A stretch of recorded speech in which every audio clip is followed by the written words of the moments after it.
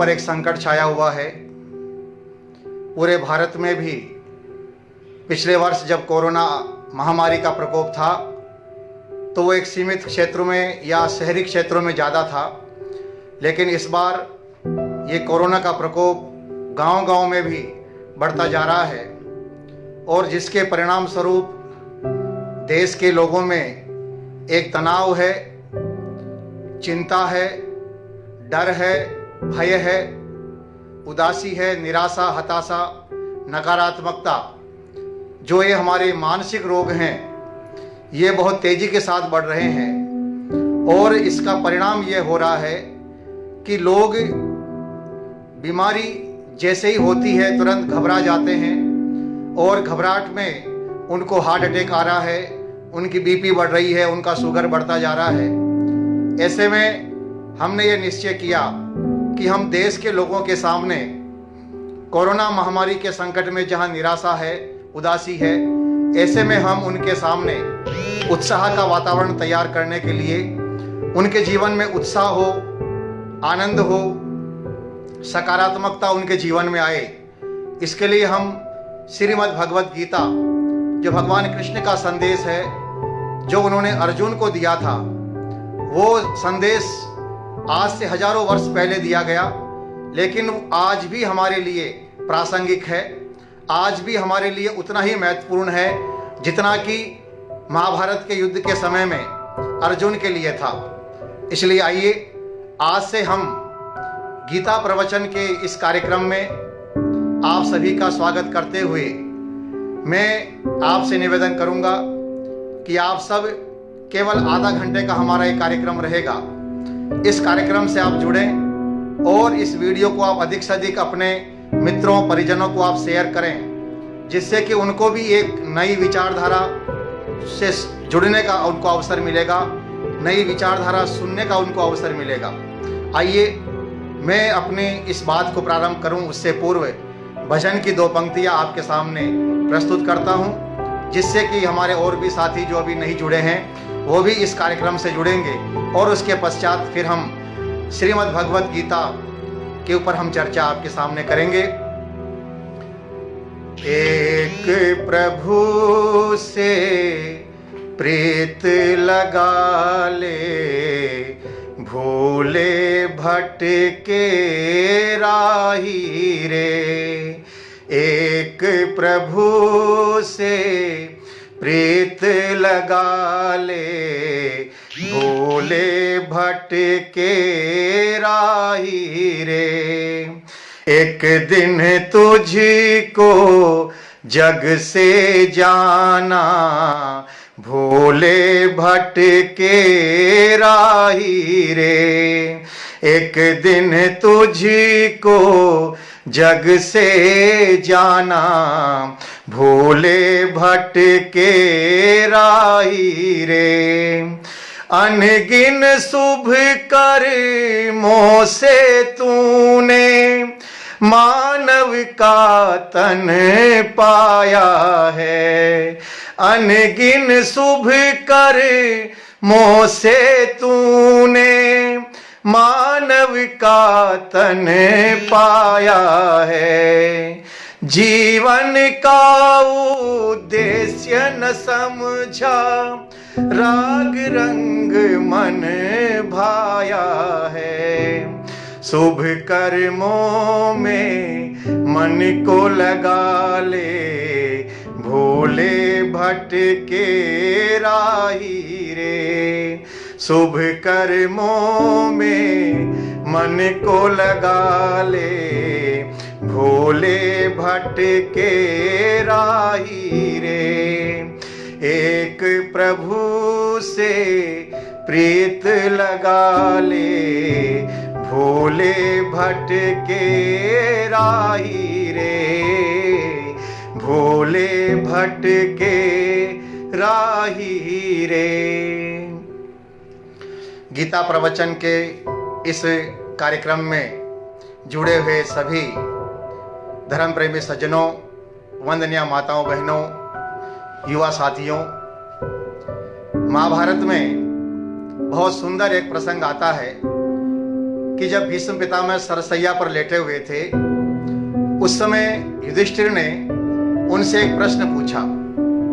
मैं आपसे निवेदन करूंगा कि यदि आपके पास सुविधा हो तो कॉपी और पेन लेकर के बैठें, जिससे कि कोई अच्छी बात आपको लगे तो उसे आप नोट करते चले, क्योंकि इतनी सारी बातें आप सुनेंगे शायद आपको याद न रहे, लेकिन कुछ बातें आप नोट कर लेंगे, लिख लेंगे, तो आपको भी समय समय पर जब उनको आप देखेंगे, पढ़ेंगे, तो आपको भी आनंद आएगा और आपका ज्ञान भी स्थिर रहेगा, स्थायी रहेगा।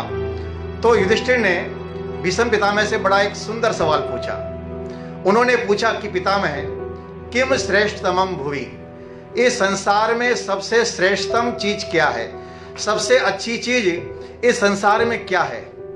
तो भीष्म पितामह ने बहुत सुंदर जवाब दिया कि संसार में बहुत सारी चीजें हैं, लेकिन वो कहते हैं गुह्यम ब्रह्म तदिदम वो ब्रवीमि नहीं मानुषात् श्रेष्ठतरम ही किंचित, कि हे युधिष्ठिर, इस संसार में सबसे अच्छी चीज यदि कोई है तो वो ये मनुष्य शरीर है, मनुष्य का जीवन है। हमारा जो मनुष्य का जीवन हमें परमात्मा ने दिया है, न जाने कितने शुभ कर्मों के बाद में हमें ये मानव का तन, मानव का ये चोला, मानव का शरीर हमें मिला है। इस मनुष्य जीवन को बनाना और इसको बिगाड़ना ये हमारे हाथ में है। हमारा जीवन अपना है, हम स्वयं अपने जीवन को बना भी सकते हैं और हम स्वयं अपने जीवन को बिगाड़ भी सकते हैं। हम जितना अच्छा चाहें अपने जीवन को बना सकते हैं, महान से महान अपने जीवन को बना सकते हैं, और अपने जीवन का यदि पतन करना चाहें तो हम दुनिया के सबसे निकृष्टतम व्यक्ति भी बन सकते हैं। हम देवता भी बन सकते हैं और हम राक्षस भी बन सकते हैं। ये हमारे हाथ में है। सज्जनों, जीवन का निर्माण दो बातों से होता है। पहली बात है हमारा विचार, दूसरी बात है हमारा समय बिताने का ढंग। दो बातें हैं जो हमारे जीवन को बनाती है। पहली बात है हमारे विचार और दूसरी बात है हमारा जीवन जीने का जो तरीका है, जीवन जीने का जो ढंग है। ये दो चीजें ऐसी है जो हमारे जीवन का निर्माण करती है, हमारे जीवन को बनाती है। तो हमारे जीवन के निर्माण के लिए, हमारा जीवन अच्छा बने या हमारा जीवन बुरा बने, इसके लिए सबसे पहली आवश्यकता है, पहली चीज है, वो है हमारे पास अच्छे विचार होने चाहिए। जैसा मनुष्य का विचार जैसा होता है, कहते हैं जैसा सोचता है मनुष्य वैसा ही बनता है। हमारे उपनिषद कहते हैं यन मनसा ध्यायति तद वाचा वदति, यद वाचा वदति तद कर्मणा करोति, यद कर्मणा करोति तद अभिसंपद्यते, कि मनुष्य जैसा मन में सोचता है वैसा ही वाणी से बोलता है, वाणी से जैसा बोलता है फिर वैसा ही उसके कर्म और उसका आचरण में आता है, और फिर वैसा ही उसका जीवन बन जाता है। तो हमारा जीवन क्या है? हमारा जीवन है हमारे विचारों का एक प्रतिबिंब, कि हमारे जैसे विचार होते हैं हमारा जीवन वैसा ही बनता चला जाता है, और हमारे जीवन पर हमारे विचारों का प्रभाव पड़ता है। अब तो डॉक्टर, वैज्ञानिक भी इस बात को स्वीकार कर रहे हैं कि मनुष्य जैसा सोचता है वैसा ही जैसा उसका चिंतन होता है, जैसे उसके विचार होते हैं, उन विचारों और उस चिंतन के आधार पर वो अपने जीवन का निर्माण ही नहीं करता है, बल्कि अपने शरीर को भी वैसा ही ढाल लेता है। यदि हमारे विचार नकारात्मक रहेंगे, यदि हमारे विचार तनाव वाले रहेंगे, यदि हम चिंता में रहेंगे, हमारे विचारों में हमेशा चिंता और तनाव रहेगा, तो उसका दुष्प्रभाव हमारे शरीर पर भी पड़ता है और हम धीरे धीरे हम बीमार होते चले जाते हैं। आज जो एक कोरोना की महामारी फैल रही है और उसमें जो लोगों की मृत्यु हो रही है, उसमें बहुत बड़ा कारण है कि वो उनकी घबराहट, उनकी बेचैनी। जब वो हॉस्पिटल में भर्ती होते हैं और उस समय जब वो वार्ड में देखते हैं कि अरे एक व्यक्ति मर गया, अब दूसरा मर गया, अब तीसरा मर गया, न जाने उनकी मृत्यु हो गई तो शायद अब नंबर मेरा आएगा, और इस घबराहट के अंदर, इस निराशा के अंदर उनकी बीपी भी लो हो जाती है, उनका शुगर भी लो हो जाता है, उनका कोलेस्ट्रॉल लेवल भी लो हो जाता है, और उनको हार्ट अटैक आ जाता है, और फिर वो मृत्यु को प्राप्त हो जाते हैं। इसलिए जीवन के अंदर कभी भी हमारे जीवन में निराशा न आए, कभी भी हमारे जीवन में हताशा न आए, हमेशा हम सकारात्मक रहें। इस पर एक बार डॉक्टरों ने बड़ा एक परीक्षण किया कि विचार का एक मनुष्य के ऊपर, मनुष्य के शरीर पर कि कैसा प्रभाव पड़ता है। उन्होंने परीक्षण किया। उन्होंने एक कैदी को पकड़ा, कैदी जिसको फांसी की सजा होने वाली थी।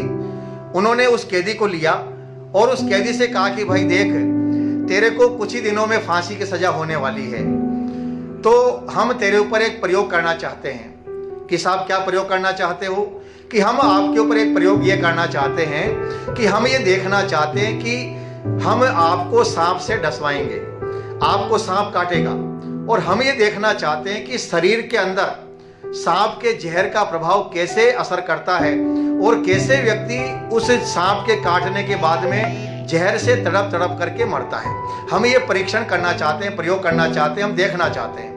तो कैदी ने कहा कि कोई बात नहीं, मुझे तो वैसे भी फांसी की सजा होने वाली है, मेरी तो मृत्यु निश्चित है, आप प्रयोग कीजिए। कैदी को लेकर के प्रयोगशाला में वो डॉक्टर्स लेकर के आए। उस कैदी के सामने उन्होंने एक पशु को पहले सांप से कटवाया, सांप से डसवाया। जब उस कैदी ने देखा कि सांप ने इसको डस लिया है पशु को, और थोड़ी देर बाद में पशु का रंग जो है हरा और पीला रंग बदल गया, और थोड़ी देर बाद में वो तड़पने लगा, और 10-15 मिनट के अंदर वो पशु मर गया। तो डॉक्टरों ने कहा कि देखो, जैसे हमने इस पशु को जो है सांप से डसवाया है, हम ऐसे ही आपको भी सांप से डसवाएंगे, और हम ये देखेंगे कि आपके शरीर में जहर का प्रभाव कैसे काम करता है और किस प्रकार से जो है जहर से एक मनुष्य की मृत्यु होती है, हम ये देखना चाहते हैं। उस कैदी को लेटा दिया गया और उसको लेटा करके उसकी आंख पर पट्टी बांध दी गई और उससे कहा कि देखो अब तैयार रहो, आपको वो सांप काटेगा। और ये कह करके डॉक्टरों ने सांप से नहीं कटवाया, बल्कि 2 छोटे छोटे इंजेक्शन उसके पैर में लगा दिए और कहा कि ये आपको सांप ने काट लिया है।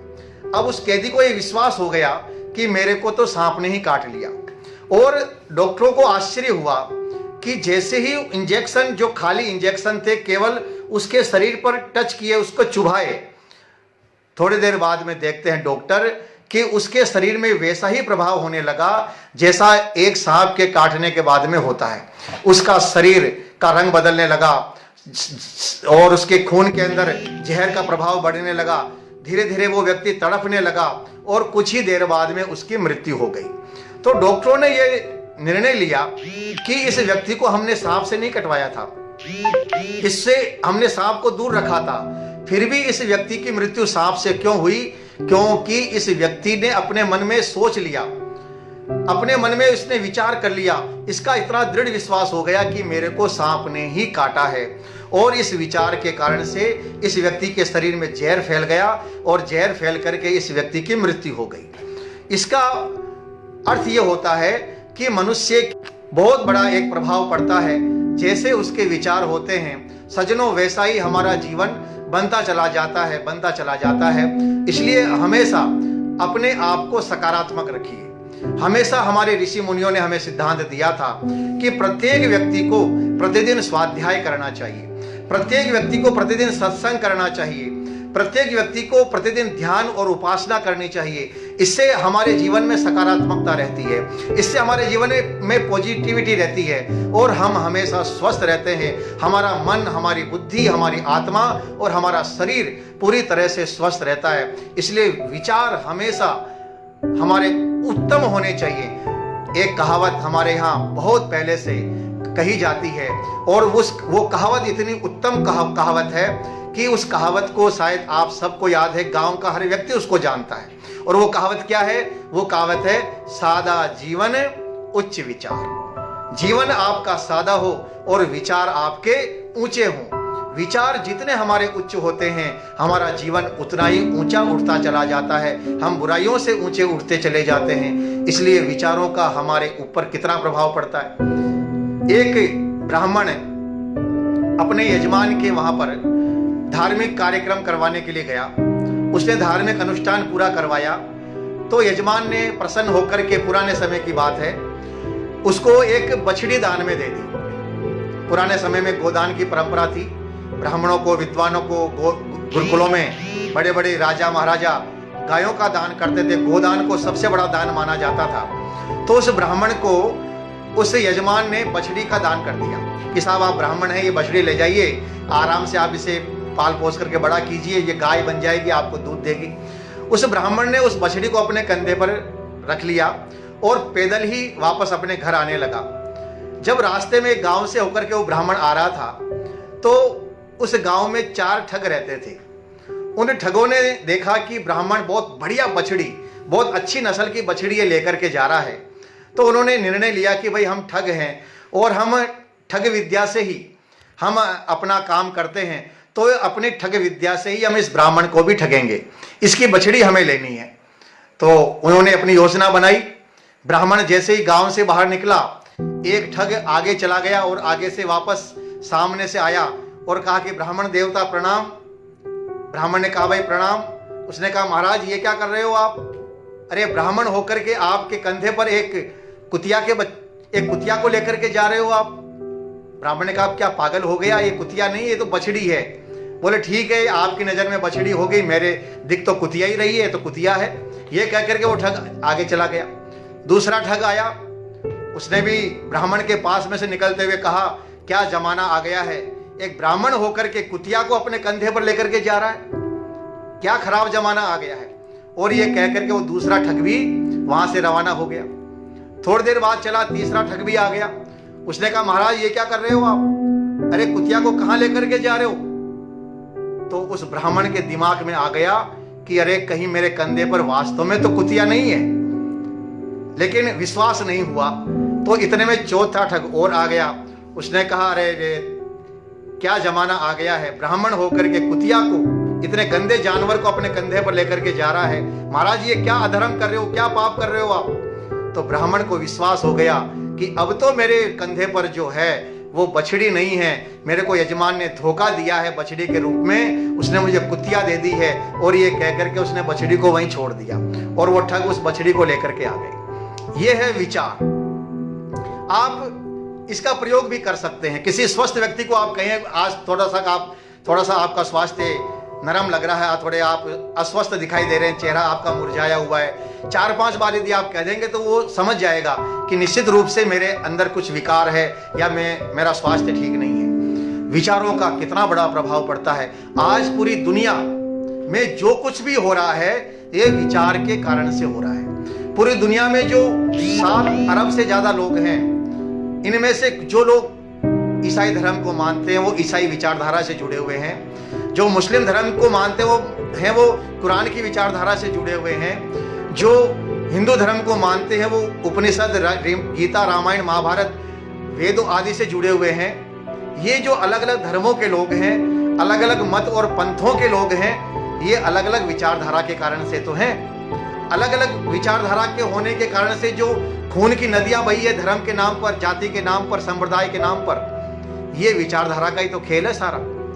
एक धर्म कहता है कि मारना वो धर्म है, मारो सबको, तो उनके अंदर विचारधारा है कि मारना ही धर्म, वो मार रहे हैं। एक धर्म कहता है कि सबकी रक्षा करनी चाहिए, धर्म है, तो वो अपना सब कुछ लुटा करके, सब कुछ समर्पित करके भी वो रक्षा का काम कर रहे हैं। ये सज्जनों विचारधारा का काम है। ये विचार पूरा संसार जो चल रहा है ये विचारों से चल रहा है। राजनीतिक पार्टियों में भी कोई कांग्रेस की विचारधारा को मानता है, कोई भारतीय जनता पार्टी की विचारधारा को मानता है, कोई समाजवादी की विचारधारा को मानता है, कोई कम्युनिस्ट विचारधारा को मानता है। ये पूरी दुनिया बटी हुई है ये विचारधारा के कारण से ही है। और एक आज मैं आपको एक नई बात बताने जा रहा हूं। भारत और पाकिस्तान का जो बंटवारा हुआ, भारत और पाकिस्तान का बंटवारा ऐसे ही नहीं हुआ। केवल इसके पीछे जो कारण था वो कारण केवल एक विचार था। क्या विचार था? सबसे पहले ये विचार दिया था कि हमारा देश अलग होना चाहिए, हम भारत में नहीं रह सकते। ये विचार दिया था सबसे पहले मोहम्मद इकबाल ने 1904 के अंदर।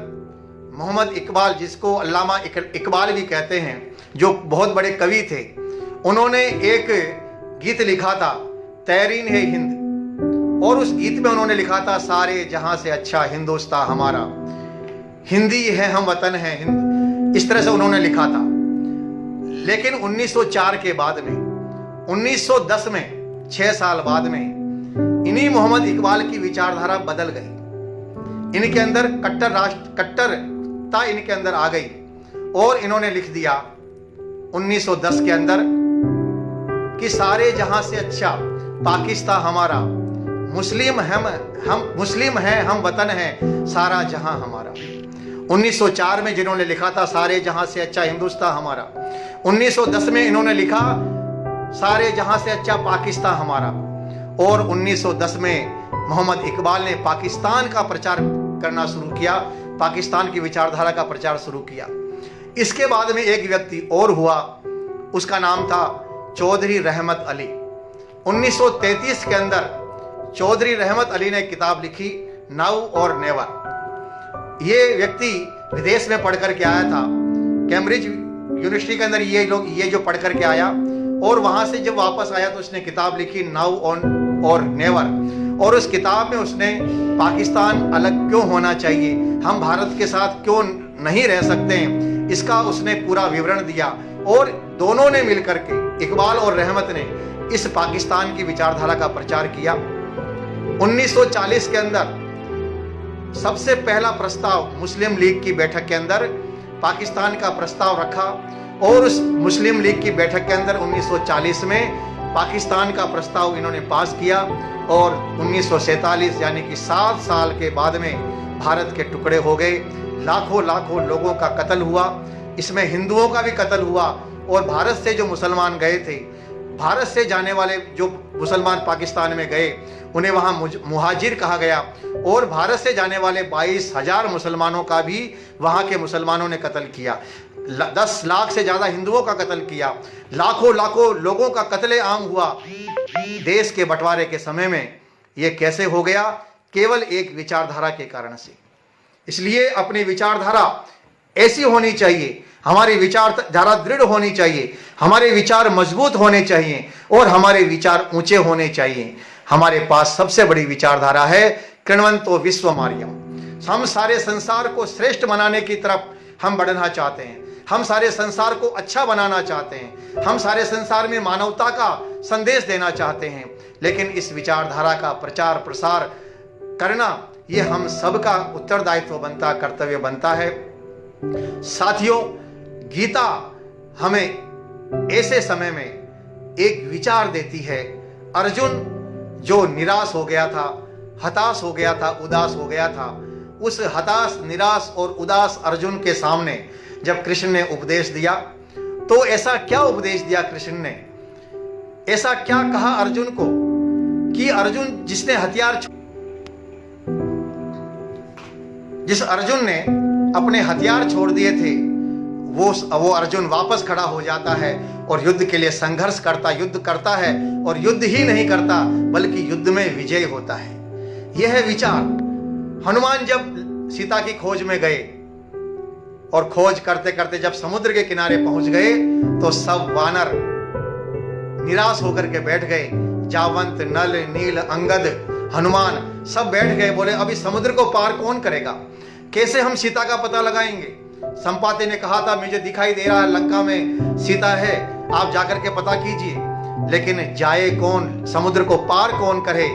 ऐसे में जामवंत ने जब हनुमान को उसकी एक विचारधारा दी, उसका उत्साह बढ़ाया, तो कहते हैं सुनतई भयहु पर्वताकारा।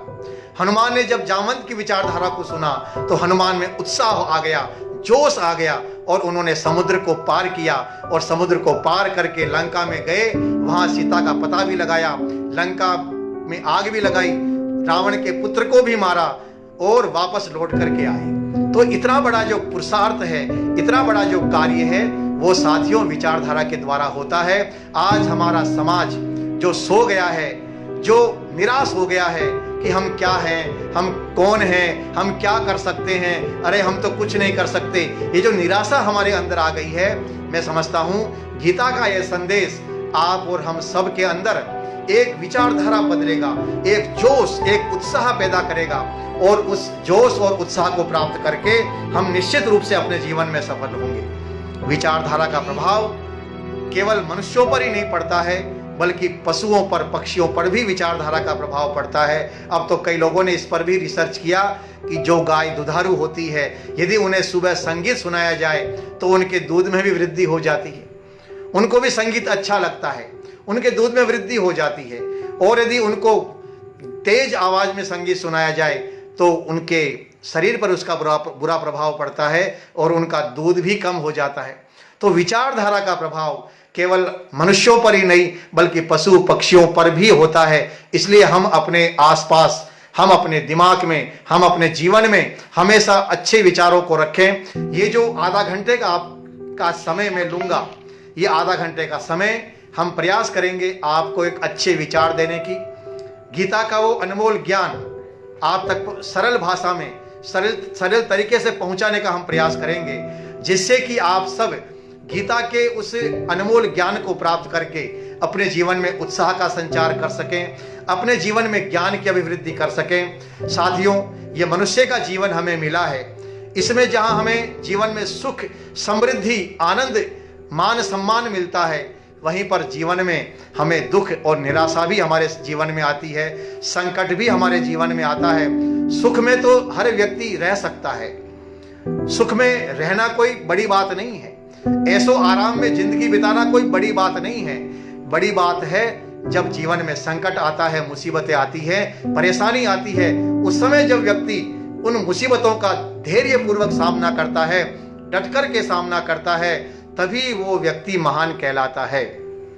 मुश्किलें दिल के इरादे आजमाती है, स्वप्न के पर्दे निगाहों से हटाती है, हौसला मत हार गिरकर ओ मुसाफिर, ठोकरें इंसान को जीना सिखाती है। इसलिए हमारे जीवन में निराशा, हताशा, उदासी, परेशानी, तनाव, इन सब को दूर करेगी श्रीमद् भगवत गीता, उन सब को दूर करेगा कृष्ण का ये उपदेश जो उन्होंने अर्जुन को दिया।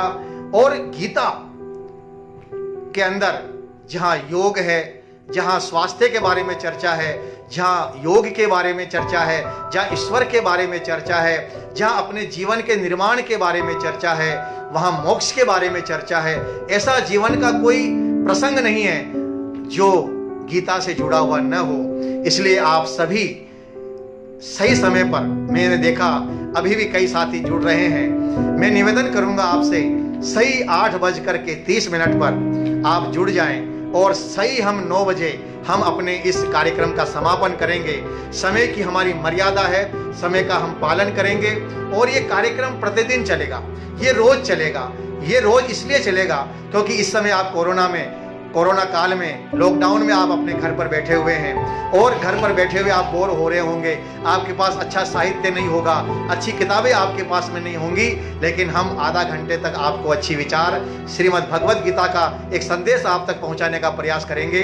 साथियों, कुछ दिनों तक हम गीता का संदेश आप तक पहुंचाएंगे, उसके बाद फिर वेद का संदेश आप तक पहुंचाएंगे, उसके बाद फिर उपनिषदों का संदेश आप तक पहुंचाएंगे, उसके बाद रामायण है, महाभारत है, जो हमारे अनमोल ग्रंथ हैं, जो जिनको पढ़ना हमने बंद कर दिया, जिससे हम दूर हो गए और दूर होने के कारण से आज हमारे अंदर बहुत सारी कमजोरियां आई है, हमारे अंदर कमियां आई हैं। उन कमियों को, उन कमजोरियों को भी हम दूर करने का प्रयास करेंगे।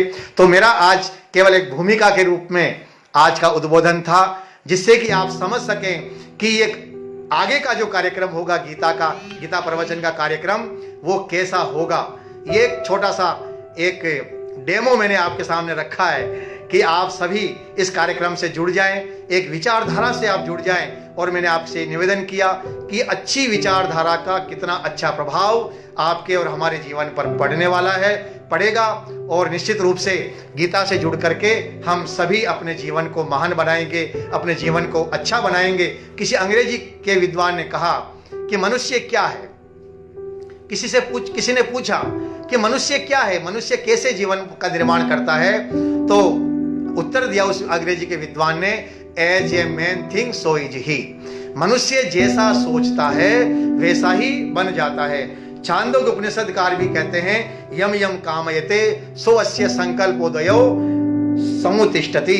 मनुष्य जैसा जैसा सोचता है वैसा वैसा बनता है। तो आप कल से हम श्रीमद् भगवत गीता से जुड़ेंगे, कृष्ण से जुड़ेंगे, गीता से जुड़ने का मतलब है कि समझ लीजिए साक्षात कृष्ण ही हमें आकर के उपदेश दे रहे हैं। जो गीता हमारे सामने है, कितना अनमोल ग्रंथ है गीता, और गीता क्यों आवश्यक है हमारे लिए, इस पर हम कल चर्चा करेंगे साथियों, क्योंकि 9 बज चुके हैं और मेरा अपना मानना यह है, मेरा अनुशासन मुझे यह कहता है कि 9 बजते ही अपनी वाणी को विराम देना है।